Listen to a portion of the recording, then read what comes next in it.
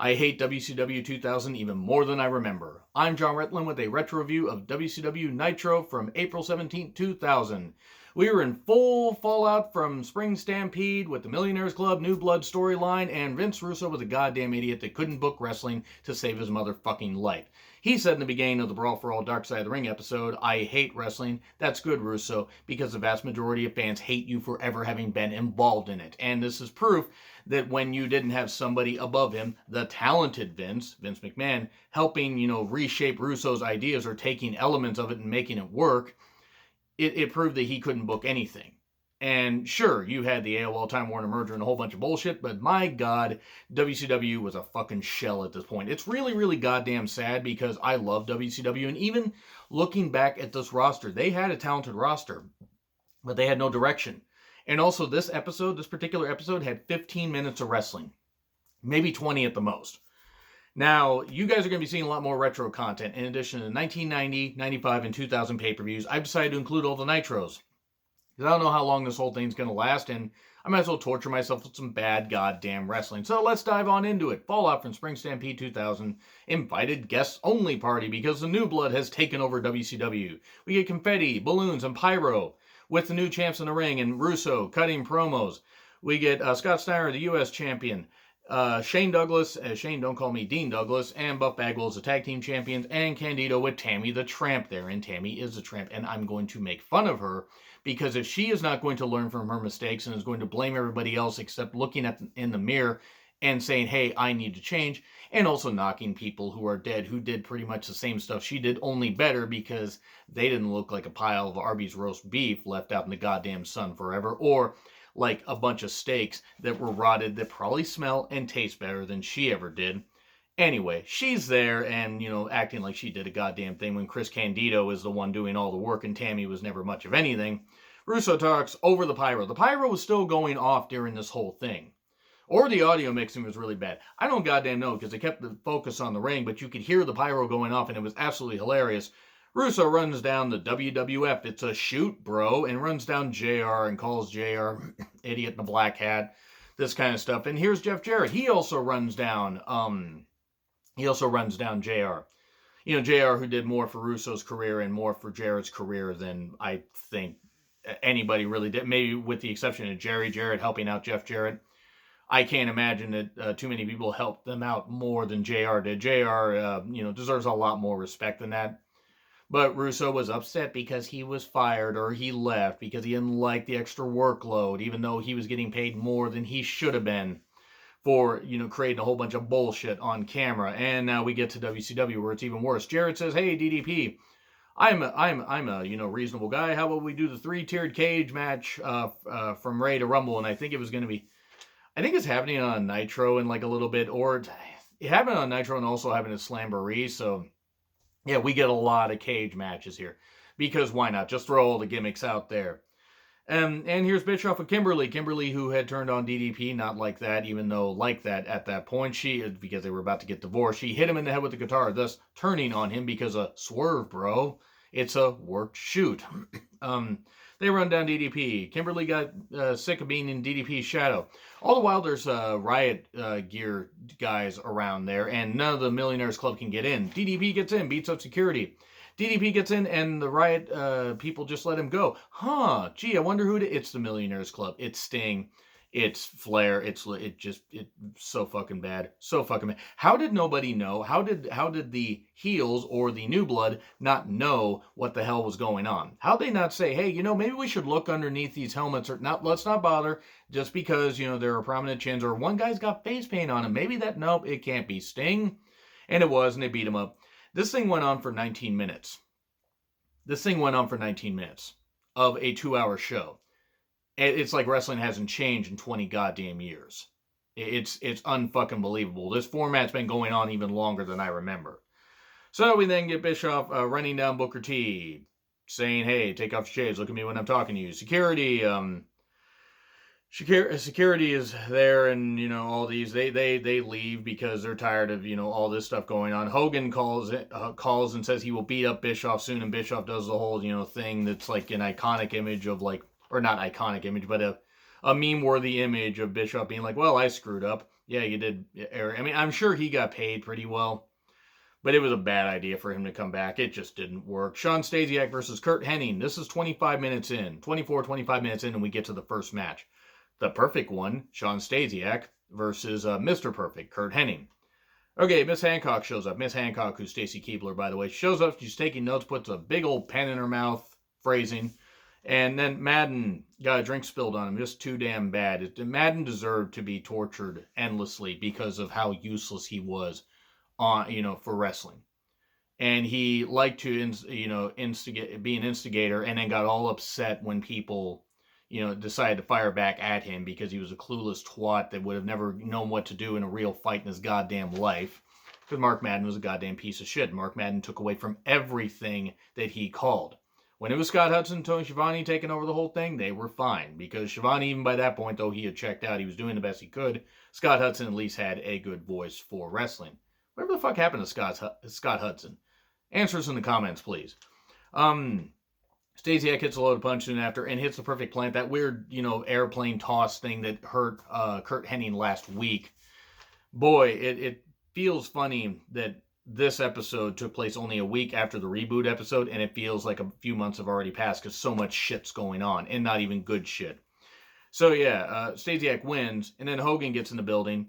The cops let him through, and then he beats up Stasiak, saves Hennig, and Hogan in all black clothes, which he must have absolutely hated because Hogan hates the Brothers, brother.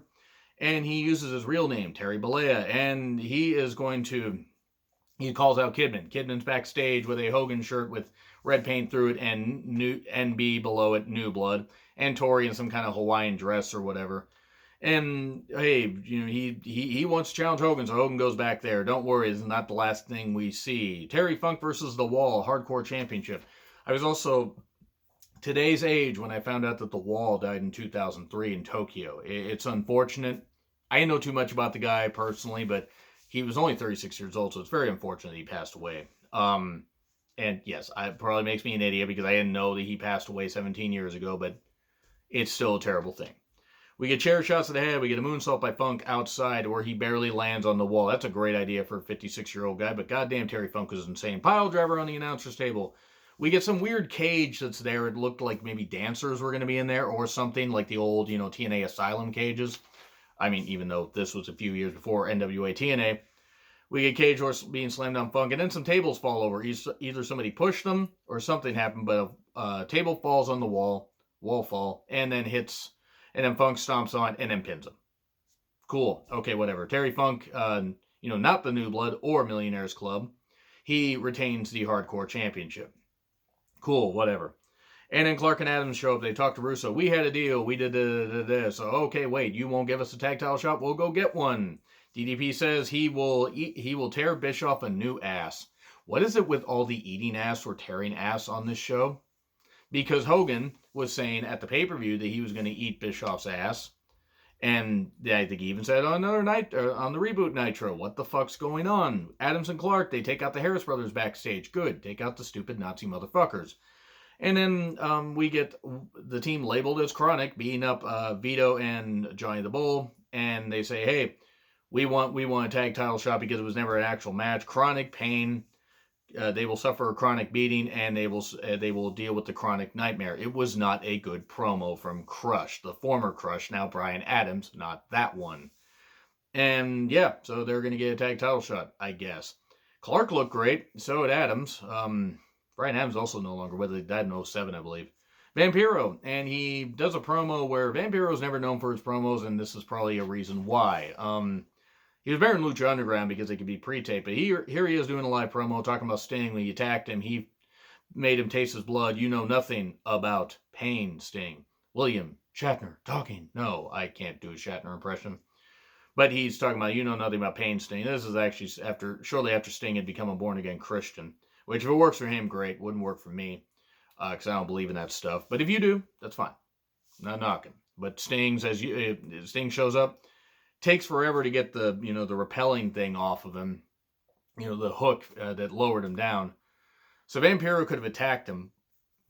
Obviously, he wasn't supposed to. Didn't really want to hurt Sting, but make it look good. It didn't really look good. And Sting beats him up and says, "You look like someone just stepped on your grave."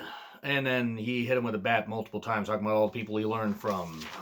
Sting learned from Luger, Flair, and all that. And then Hogan is looking to eat Bischoff's ass again. I don't know what the fuck this is. By the way, I believe it was it Slamboree that had the Human Torch match? Because I think that's what we're looking at. Fucking hell, I might actually have to include all the Thunder episodes now that I think about it. I might need a complete timeline of all this bullshit. We then get DDP versus Mike Awesome. It was a mess. There was a chair brought in. Canyon shows up, gets suplexed, German suplex, right onto his goddamn head. And the match gets thrown out soon after. Yeah, again, this is, by the way, the third match. And we are about an hour in. And at a table, Kevin Nash shows up. Kevin Nash, who is not the fastest individual and not necessarily the smallest individual, manages to sneak up on Mike Awesome because Mike Awesome just stares there endlessly, staring at the Titantron, at the big screen, everything at the entranceway, like, oh, he's going to show up. Wait, I hear noise in the background. I should turn around, but I'm not going to because I'm an idiot. And then he gets attacked and gets put through pretty much the end of the table. Didn't exactly look good. Jackknife, tears his quad. Nah, in all seriousness, it was ridiculous. This Nash-Mike Awesome feud was not good. They had already killed off Mike Awesome's momentum already. And it's actually frightening. Just in a week, he just felt like another guy. He didn't feel like anything special. And then Shane Douglas, or Shane, don't call me Dean Douglas, and Buck Bagwell are talking. Douglas says, he wants to get at Luger. Luger says, okay, because he just shows up from just right off screen. Says, how about this? We have a match. If Russo interferes, then we get the tag titles.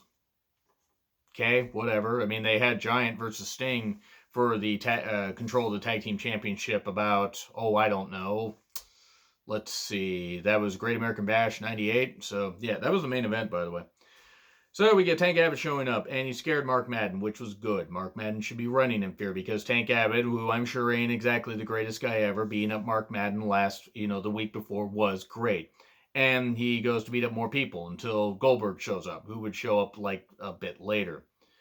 And then he beats up, I think, one of the Blackhawks owners, Chicago Blackhawks NHL team, National Hockey League team, for those that don't know if you're across the pond and aren't familiar with the NHL.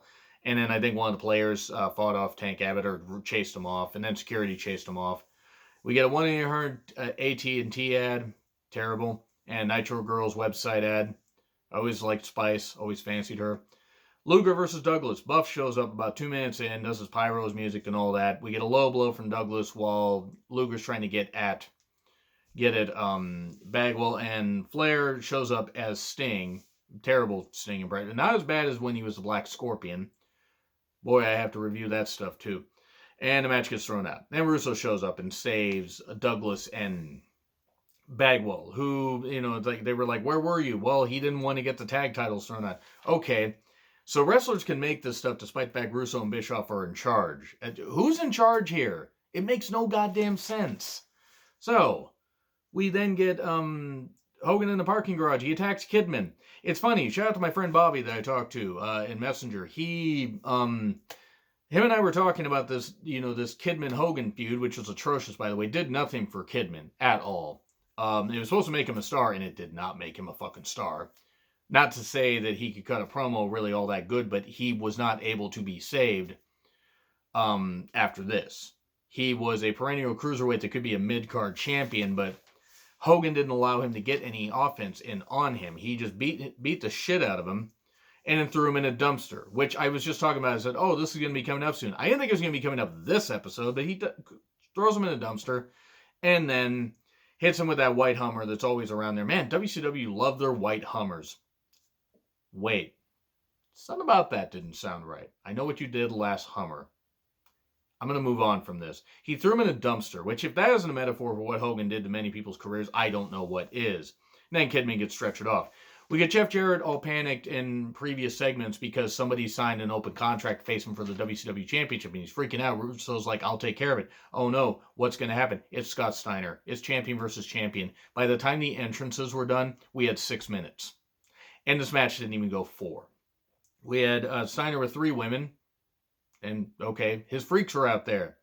He gets the Steiner recliner on after a low blow, and then Booker comes out and attacks Scott Steiner, and the match gets thrown out, and he says to Jarrett, you're welcome, punk. And then we have Hogan chasing Bischoff, and beats him up as we get closer to the end. Russo is pushed away by Bret Hart. who gets a chair. Looks like he's going to hit Bischoff, and he's swinging it, and then we go off. So this is my opinion on that show. That's my entire opinion on WCW 2000. So I'm in this, and maybe I won't include all the Thunder episodes. I will revisit that as my insanity just, gets to maximum levels, which it kind of already is, and I still got 6 more months left. No, I still got 8 more months left, basically, of this.